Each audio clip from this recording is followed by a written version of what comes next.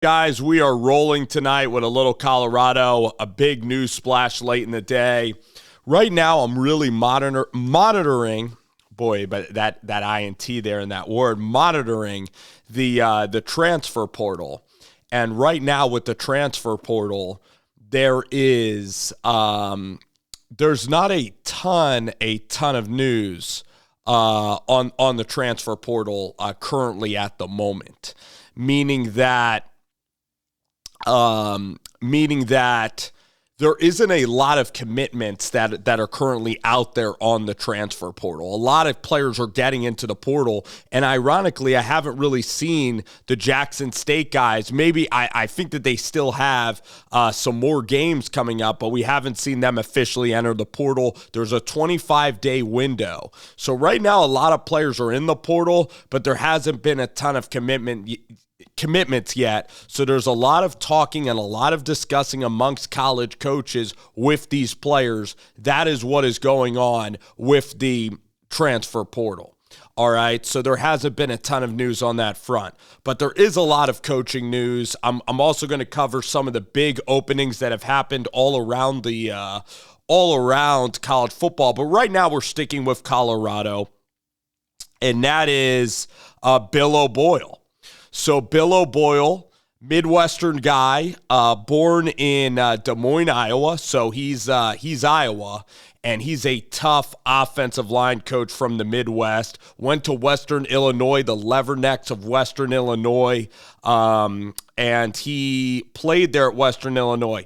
Now, the cool part is he's a big Chadron State guy. So Chadron State, located in northern Nebraska in the North Platte region. That's a place it's a beautiful city, but it's a small town in northern Nebraska, but it also is near the state line of Colorado. But really, Chadron State, I believe it's Division II football, or maybe even Division III football in Nebraska. It's where Danny Woodhead went to school. It's a very small college, but they play really fundamental run the football type of games there. Okay, imagine like North Dakota State football. You know, the Bison, so they play physical football at Chadron State. So he was the offensive coordinator there. He basically was at Chadron, living in the small town of Chadron, Nebraska with his family from 1994 to 2011. So that would span on 16 years in Chadron, Nebraska, which is very, very cool. Then, and he was good at Chadron State as well. His record there, 12-1, 11-2. He was 57-21 as a head coach. So he has head coaching experience. Then he was an offensive coordinator at Colorado Mesa. So for him to be an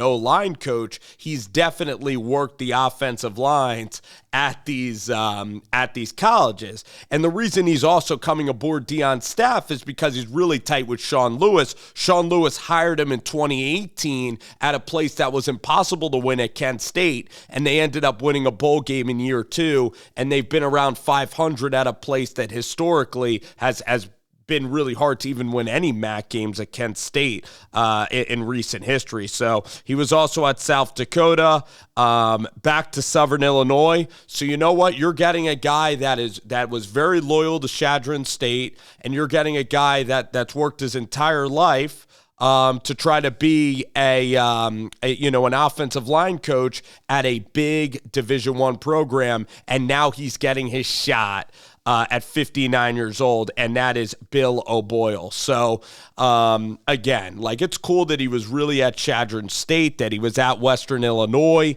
and now he is getting his shot, and he's coming with Sean Lewis. So Deion Sanders building that continuity. There's also a lot of guys like Dennis Furman is going to be coming over, I believe, from Jackson State. So there are guys that call the plays right now, like Bartolone is a guy who was a Mike Leach coach that is a young guy that's going to probably be an offensive analyst there at Colorado. Mike Zimmer's going to be an in an advising role. So there's a lot of people that are in advising roles, but this seems like a rock solid hire. Now, I guess you can point to he hasn't been an O-line coach at the Power 5 level, but he's very experienced. And when you're an O-line coach and you have offensive coordinator roots as well, you really can see run game. You could see run and pass. But O-line coaches, it's funny. Offensive line coaches are mostly on their end of the field the entire time. They're not worried about the corners. They're not worried a lot of times about wide receivers. It's mostly running the football and protecting. And that's what old school O-line coaches are like. So Bill Oboyle, I'm excited for him to get to Colorado. I think this could be a really good hire. It's a really unique opportunity. It's going to be hungry for this chance. He spent a lot of time in western Nebraska, not too far from the Colorado border. So it should be interesting, guys. Bill Oboyle now going to Colorado, and guess what? He should be able to recruit some Midwestern O-linemen for sure. So Bill Oboyle, Colorado.